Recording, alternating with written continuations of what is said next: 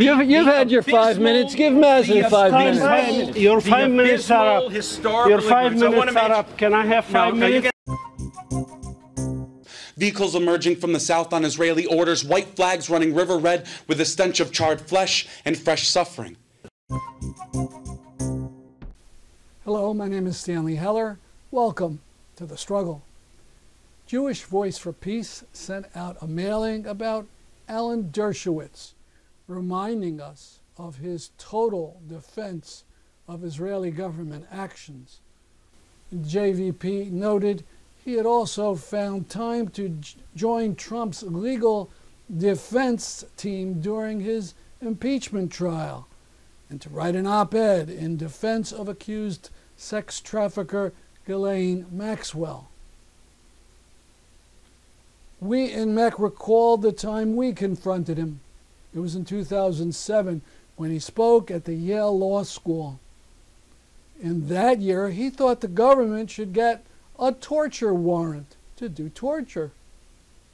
He also claimed Israel's human rights record was generally superb. We picketed outside. I'm here in the New McCarthy. Torture, professor of plagiarism. Shame on Yale. Liar, liar, liar. Professor of lies. Professor of distortions. Professor of ethnic cleansing. Speaking of Yale. Email you all these. Cheers, Yale, for inviting the suppressor of academic freedom. Cheers and shame. And freedom of speech.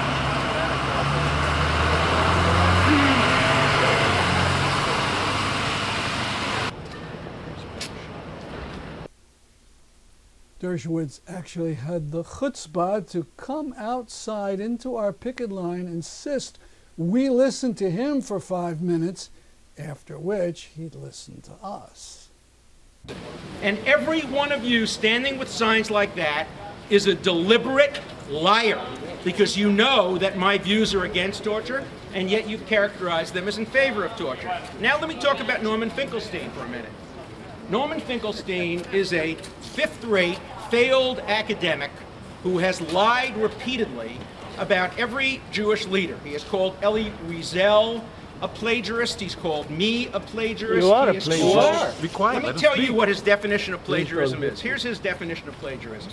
He claims, I found a quote. He said, I found a quote from Mark Twain in a book by Miss Peters. Now, I happen to be using that quote from Mark Twain. There's a videotape of it in 1970, 12 years before she wrote the book. And so I didn't cite her as the source of Mark Twain's quote. Instead, I committed the cardinal sin of citing, oh my God, Mark Twain. And that's Norman Finkelstein's definition of plagiarism. And so when DePaul University looked at his charges, they found them to be unscholarly and unprofessional, and because of his lack of scholarly qualifications, he was denied tenure as well he should have been.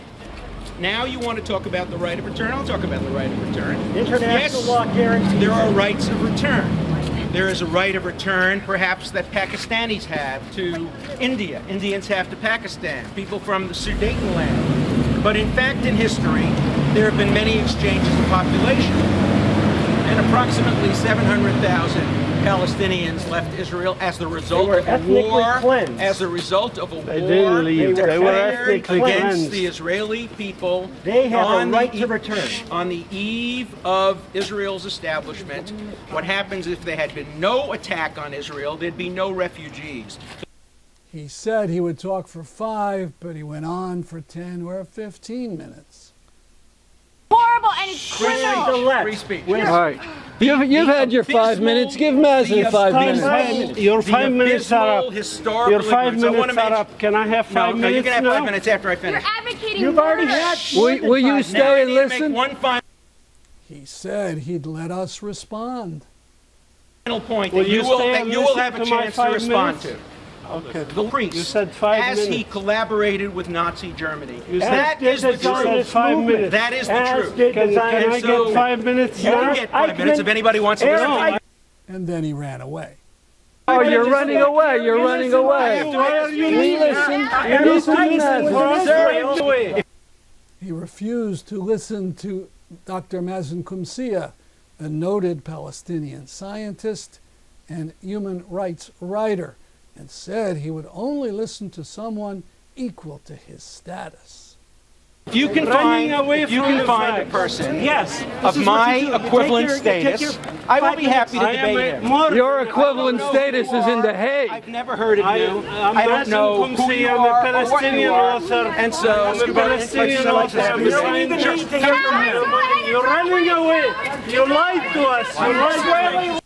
He then bragged about his bravery in coming out into our midst.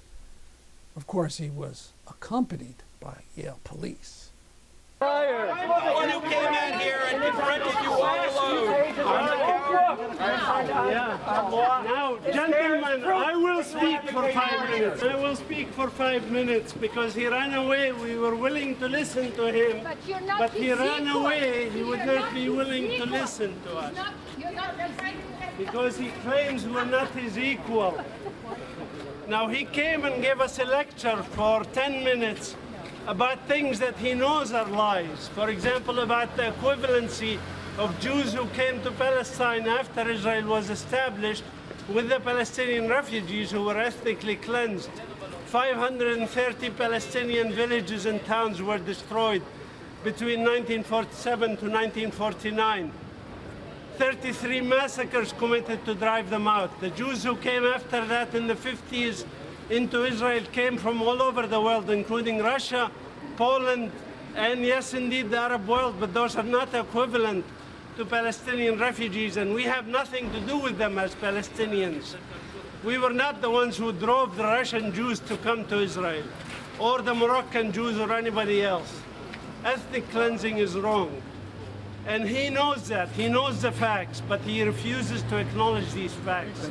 Finkelstein's book is very well documented with footnotes for everything he says. He shows not just that quote that he mentions about Mark Twain, but dozens of quotes that were stolen from a book that's also discredited by Peters, John Peters.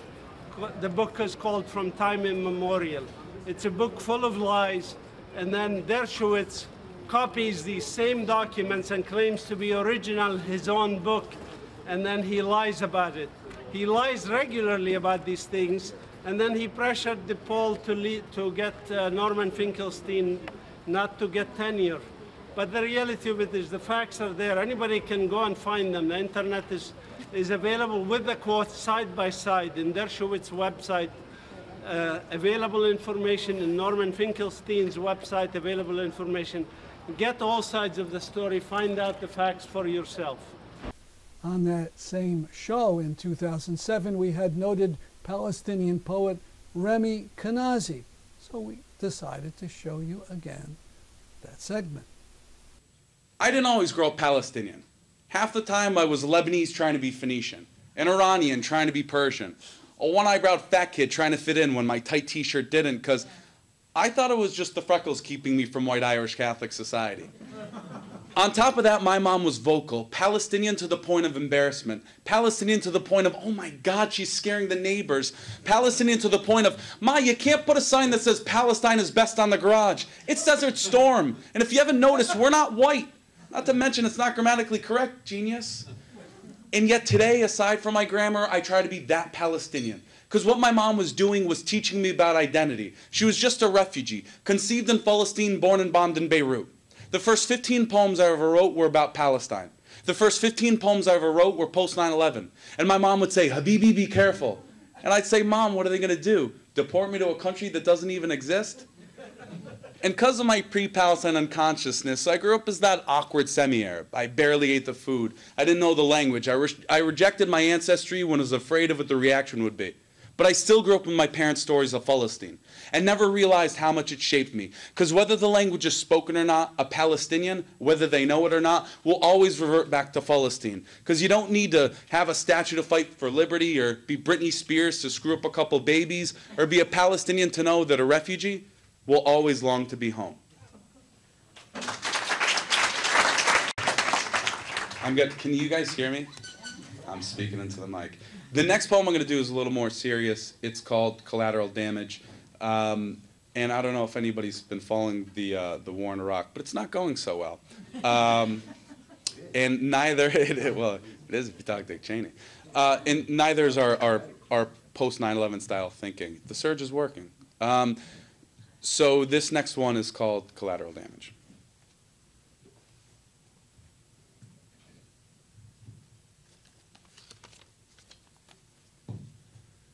Why is it when a U.S. soldier dies in battle, he's considered a hero? And when a Muslim man dies in battle, he's automatically considered a terrorist? As patriotism penetrates the post 9/11 mind, educating us on a kind of ultra evil that's out there to kill us for shopping malls and uncovered women, we forget our actions that are masked as a reaction of the 19 men that killed our civilians 6 years ago. Because we're still living out ground zero every time another Iraqi dies, every time this nation gives $1 to fund any occupation. We forget that human is human because burnt flesh from white phosphorus doesn't affect us at the office or our deaf poetry tapings. The raping of other nations doesn't hit home like empty skies in lower Manhattan. It's easier to say us versus them, good versus evil. It makes us believe we're better people, that we don't hold accountability for the hypocrisy of our foreign policy. But you can't tell that to the hundreds of thousands of dead in Iraq, the limbless kids in refugee camps in Gaza, the widowed and fatherless in Kandahar, the cluster bombed in South Lebanon. You can't tell that to Guatemalans, Nicaraguans, or Cambodians, the Congolese, Vietnamese, or South Africans. We've been on the wrong side so many times that democracy morphs into hegemony. Providing for some of your own while stripping others down to the bone may be Darwinian, but you can't slaughter other people's civilians and call it collateral damage.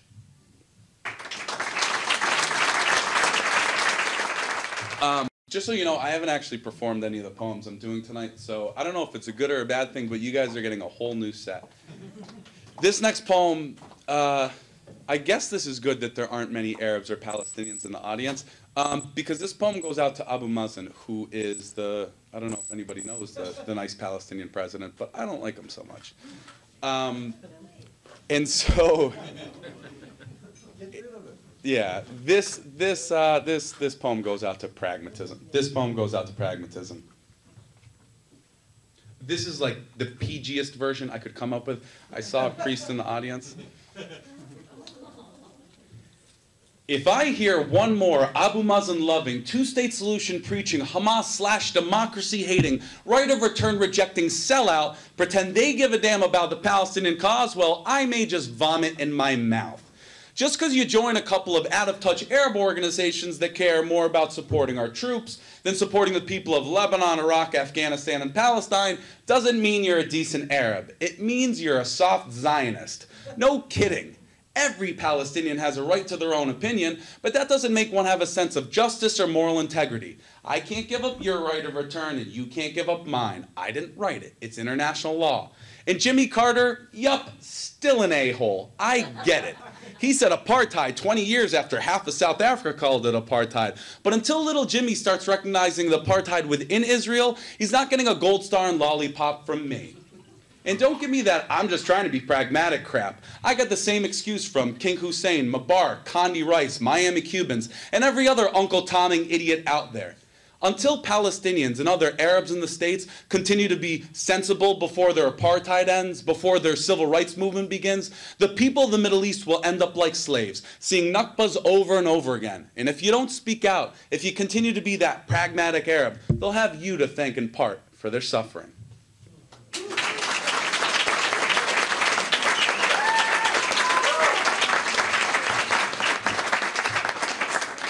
I'm gonna switch into, no, I'm gonna do this one. I'm gonna do another one. New was fun. This is called spoken word politics. A lot of this actually has to do with the New York City spoken word scene. There's a very great Palestinian poet, a female, who's in the spoken word scene in New York City. And basically the way spoken word works is that you compete. It's like a 1 through 10 type of thing, and you compete, and you do it regionally, and then you do it nationally. And if you're good enough, you get on a team. And this girl got into a slam team, and her coach and manager, it was multi-ethnic, people from the Latino community, the African American community. And her coach asked her to tone down her message and change it a little bit, because apparently it was a little too Palestinian. And so I wrote this poem for her because I was not so happy. There are certain things that you can discuss in the spoken word scene. Visions of peace and justice, life of struggle, depending on which minority. But don't talk about the Middle East, not in specific terms. You gotta keep it kosher. Put away your Mamiya poster if you're Muslim. Invoke Malcolm only for US struggles. Emulate Gandhi, but don't cite his rejection of a Jewish state on Palestinian land. That's always been the game of peace. As the South African government arrested ANC members, a bullet entered the back of Medgar Evers. Mississippi burns every day in Gaza while a black man on TV tells me he wants to be president, so we can stand proudly with Israel. Forget spoken politics, moral fiber supersedes PC, because if you don't have justice for every minority, then it's not a land of liberty. It's a land of convenience. That's what Lebanese children experienced last summer. That's what West Bank kids are told every day. But contentious issues aren't always clean. It's not pat yourself on the back poetry. I never used Emmett Till in a poem, but I seen kids killed for being born on the wrong land. Heard mothers lose babies when Israeli warplanes broke the sound barrier. Seen people rebuild home from rubble, only to see them demolished again. I don't pretend to know everybody else's struggle, but I feel their words. Understand West Coast ghettos like West Bank ghettos. Understand spoken word like mainstream politics. Understand that a slam score and Def Poetry Jams isn't acceptance if it means acquiescence. There's enough sellouts and hypocrites, enough circles to be in and egos to be fed. Spoken word used to mean progressive, but I guess every good movement, like this one, needs its political death.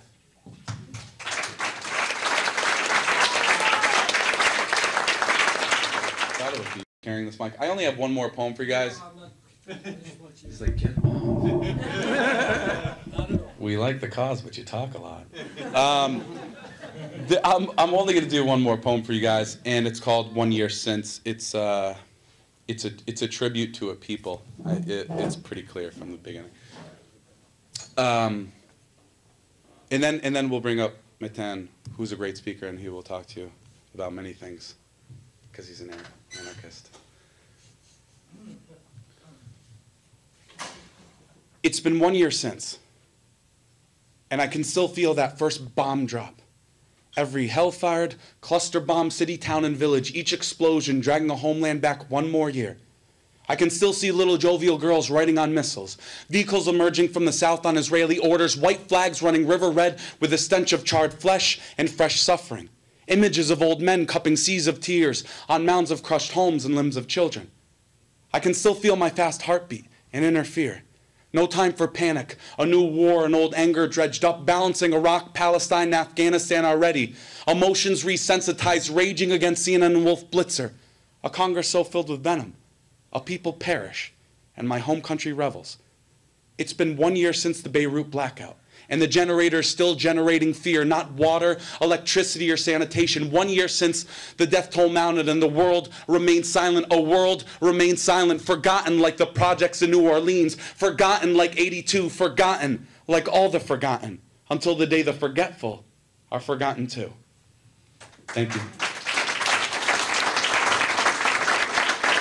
You wanna? My brother and I, who is in the back, we went to Palestine over the summer, and we were thinking, should we go through Jordan and wait through the fun getting through the border? No, I don't think so. Getting through the border that way, we decided to go through Ben Gurion Airport. Now, I wasn't so naive to think that it was going to be a walk in the park. I thought we'd be held and they would ask us a bunch of questions, and it would be a few-hour process, and then we would get let through. But what was most striking, we were actually held for 7 hours and we interviewed by 20 different people, including a supposed higher-up from the IDF, Sammy, little short, stocky guy, if you guys ever see him. Not so happy to see us. So. August 29th in Connecticut, a different kind of climate protest. It's modeled after the one in France at the start of the pandemic. Rows and rows of shoes to represent the people who would normally stand for preserving a livable world.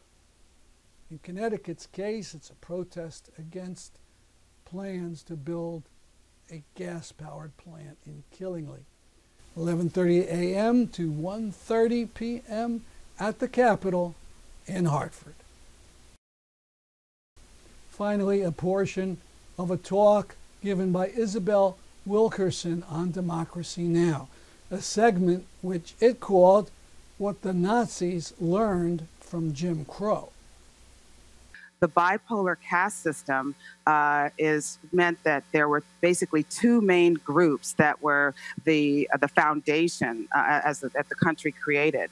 And then anyone entering this bipolar caste system then had to figure out where did they fit in, had to somehow navigate what had been created as a two-tiered system. And the infrastructure that had been created had to also decide, actually assigned people to roles on the basis primarily of what they looked like and what their lineage might have been, what part of the world they come from. So when people were arriving, say, from Europe, they were not, from outside of Northern Europe, they were not necessarily thinking of themselves as white. The white was not a label that had been applied or needed to be applied, I should say, to someone who was living in 16th century of what would now be Ireland or Hungary or Poland. In other words, people who were arriving to the United States in the early decades and even century of history in the United States were not arriving as white people in their minds. They were arriving as Irish or Polish or Hungarian. Upon arrival, though, they were assigned to the category, essentially a new category. The idea of race is a fairly new one, going back only about 500 years, race as we currently know it.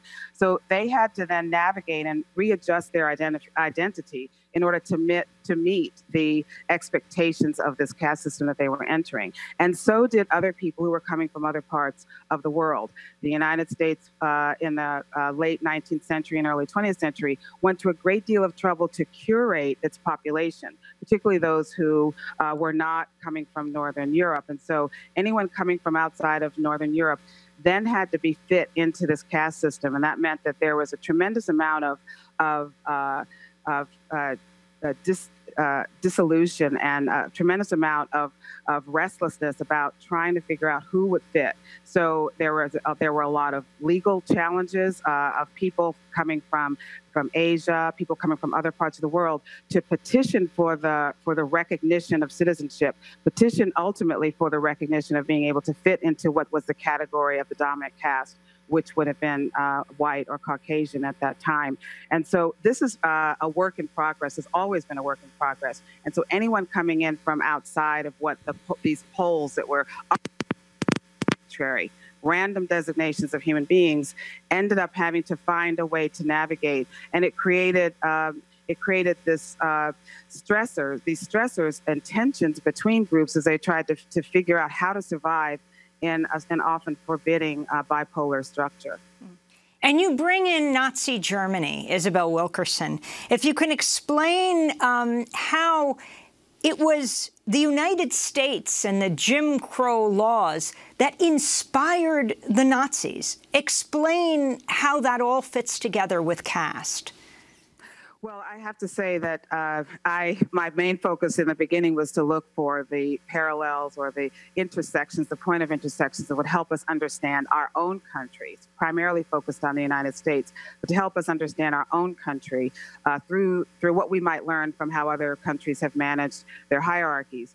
And what brought me to Germany was actually Charlottesville, and that was there in the protests against the potential removal of the statue of Robert E. Lee, that the ralliers themselves displayed the symbols of the Confederacy and the Nazi party, the Nazis, in this one space. We saw the pageantry of the symbols coming together over the issues of memory of the Civil War, memory of slavery, memory of American history in general. And so the ralliers there are the ones that put these two together, these two symbols together, these two cultures together. And that was the reason why I decided to look more closely at Germany. I was looking primarily to find out how had they managed to understand, re-educate themselves and the society, atone for what had happened during World War II. How had they remembered what had happened? And so the deeper I looked, it turned out that I discovered things that I never would have imagined. One of them having to do with the fact that German eugenicists were in contact with, in continuing dialogue with American eugenicists in the years and decades leading up to the Third Reich. That American eugenicists wrote books that were big sellers in Germany in the years leading up to the Third Reich. Now, the Nazis needed no one to teach them how to hate. They absolutely needed no inspiration for how to hate or how to enact that hate. But what they did was they sent researchers to the United States to study the Jim Crow laws here in the United States, to study and to research how the United States had managed to subordinate and subjugate its African-American population. They sent people to research the miscegenation, anti-miscegenation laws. They sent them to understand and to study the segregation laws. And then they went back and they debated the American laws in the run-up to creating what would ultimately become the Nuremberg laws. These were just stunning and wrenching things to discover in the process of this work. We only have 30 seconds left, Isabel Wilkerson, but you relate the story of talking to Gwen Ifill at a party, being deeply concerned, this is before the presidency of Donald Trump, that he would win, and you cited 2042. Why? I mentioned 2042 because that is the year that was projected in 2008 by the census as to be the year that the demographics of the United States would change to a configuration that no one in the country of any in any space had ever imagined, and that would be where the historic white majority would no longer be the majority, and that, in fact, the configuration that we've known for all of American history would be changing. And that has an impact on everyone in the hierarchy, everyone in the country, everyone in society, to try to figure out how do we work toward a space in which everyone can feel seen and feel that they are recognized as citizens in this country. Well, Isabel Wilkerson, we're going to do part 2 of this interview of this incredible book, Caste, The Origins of Our Discontents. Isabel Wilkerson, Pulitzer Prize-winning journalist and winner of the National Humanities Medal.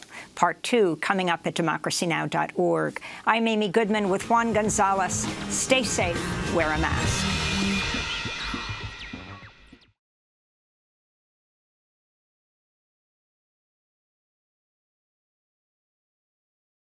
That's our program for today. See you next week at this time. I'm Stanley Heller for The Struggle.